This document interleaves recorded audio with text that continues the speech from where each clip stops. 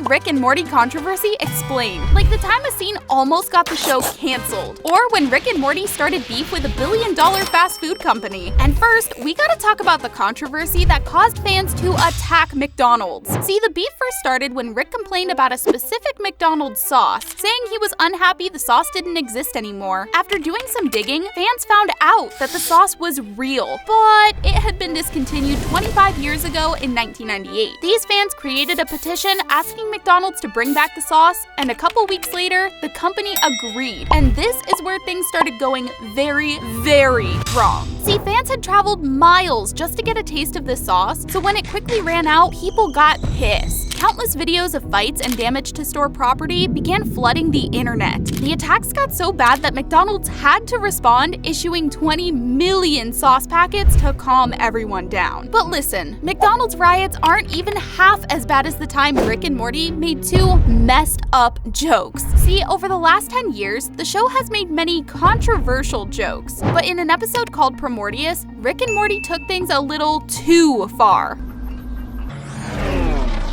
Honestly, I'm proud of us for not. Totally. Would have been cheap. Yeah, real low-hanging fruit. Things got even worse in the next few seconds because Rick immediately nosedived the ship towards an alien harbor saying Pearl Harbor on the other hand, and completely destroying the area. This pissed off American viewers and they immediately began tweeting up a storm. This season sucks, and on top of it you're making 9/11 jokes? How about instead of making two shows that suck, make one good one? No, they didn't. OMG, 9/11? Cancel Rick and Morty even began trending on Twitter. Sheesh, I bet they fired the scriptwriters over that one. And speaking of fired, Rick and Morty's creator almost got fired after videos of him doing horrible things to a baby doll surfaced online. See, in 2009, a comedy show called Channel 101 invited Dan to collab on a skit. Everyone expected it to be funny, but instead, it was kinda messed up. Dan could be seen grabbing a baby doll and rubbing it near his tool. Despite the obvious issues, Channel 101 decided to broadcast this episode anyway, and weirdly enough, nobody said anything until a decade later when the clip resurfaced and went viral. Fans were so disgusted that even an official apology wasn't enough, with Dan having to delete his Twitter account to stop all the hate. This caused things to simmer down for a bit, but all the hate would come back after Rick and Morty released their weirdest episode to date. This is Rick Dependence Spray, an episode where Morty's load accidentally turns into man-eating monsters. And to save the world, Summer creates a giant replica of her uterus to trap these monsters. But it wasn't until a couple minutes later that everyone realized how weird this was, as they accidentally created a giant baby. Seeing this baby grossed out all the viewers and they started complaining online. Rick and Morty, I love ya, but that's enough in episodes. Why are so many Rick and Morty plots about this season? And next, let's talk about how the show's creators, Justin Roiland and Dan Harmon, are just straight up creeps. A couple years before recording the baby doll incident, Dan and his co-founder Justin did things so weird. It'll probably get this video demonetized if I talk about them.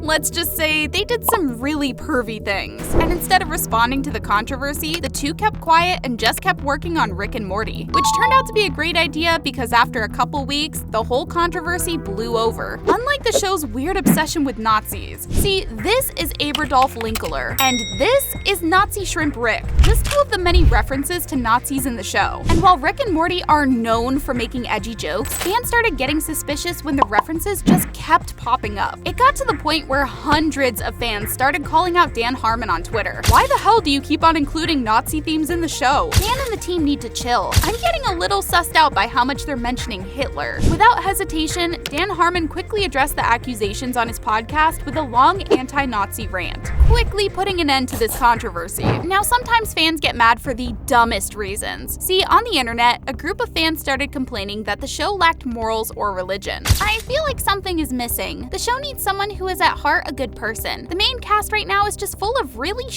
people. Rick is a genius, but his life is hollow. Being smart isn't a virtue. While Rick and Morty's creator actually agreed with these statements, other fans thought the complaints were pretty dumb. It's just a stupid show. Get over it. It's not meant to be deep. Yeah, this controversy is pretty dumb, especially compared to the time one of Rick and Morty's writers got hacked. See, when season 5 was getting released, a group of fans got mad because they thought the episodes were worse than usual. While most people would just go on with their day, these fans decided to target one of the female writers instead, stalking her social media and leaving threats on her posts. Things got even worse when one fan hacked the writer and leaked her personal info all over Reddit. After the creator Dan Harmon heard about this, he immediately condemned the fans, saying, "It's offensive to me that there's some white male fans trying to further their creepy agenda by attacking my writers. I loathe these people. They effing suck." Now what sucks even more is the next controversy, cause in the episode Me Seeks and Destroy, a character called King Jellybean walks into a bathroom and starts forcing himself on Morty. Things don't look good for him, but Morty manages to fight his way out and escape the bathroom. Now when this episode was released, fans got pissed, saying it was way too disturbing and also turned SA into a joke.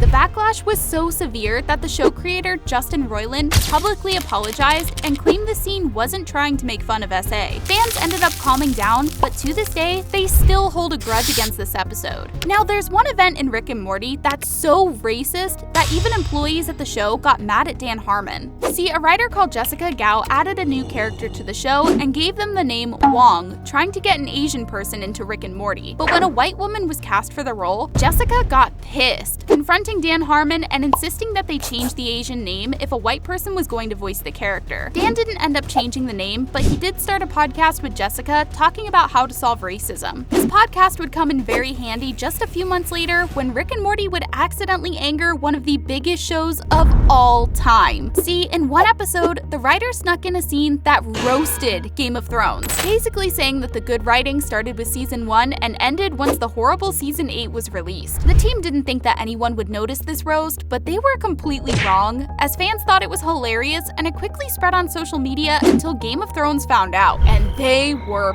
pissed. Dan Harmon freaked out, thinking HBO might come after Rick and Morty, and publicly apologized, saying that it was a lazy jab at the show and nothing more. "We had nothing to do with that Game of Thrones roast after last night's episode. That was all Adult Swim. We love Thrones." This was apparently enough to calm down Game of Thrones, and they never ended up coming after the Rick and Morty team. Now that's crazy, but let's talk about a Rick and Morty episode so controversial that hundreds of fans threatened to stop watching. In 2018, fans were excited when the show announced a surprise episode for April Fool's Day. However, viewers had no idea that the surprise release was going to be the worst episode of all time. See, the 11-minute short was weirdly dark, with Rick ranting about ending himself and Morty getting bitten by a snake on his private parts. The whole episode was pure garbage, using dark subjects for cheap shock value humor. With all the hate coming in, fans were surprised to see the episode streamed live multiple times and no apology ever issued. Ignoring all the hate might have been a good idea because the controversy died down as quickly as it sprung up. But it's nothing compared to literally mocking a religion over and over again. Rick and Morty has made fun of Christianity so much that some fans have had enough. Rick has pretended to pray as if he believes, but quickly turns around and openly mocks God, saying that he's on his level. They even made a character called the Jesus of all Jesus jokes, essentially saying that Jesus is nothing but a joke. Some fans shared how angry this made them on Reddit. It's a good show for the most part. Yesterday's episode wasn't the greatest. I just don't like how anti-Christian the show can be at times. But all these controversies are nothing compared to the crazy Easter eggs I found in Rick and Morty. If that sounds interesting, click this video right here. What are you waiting for? Click it!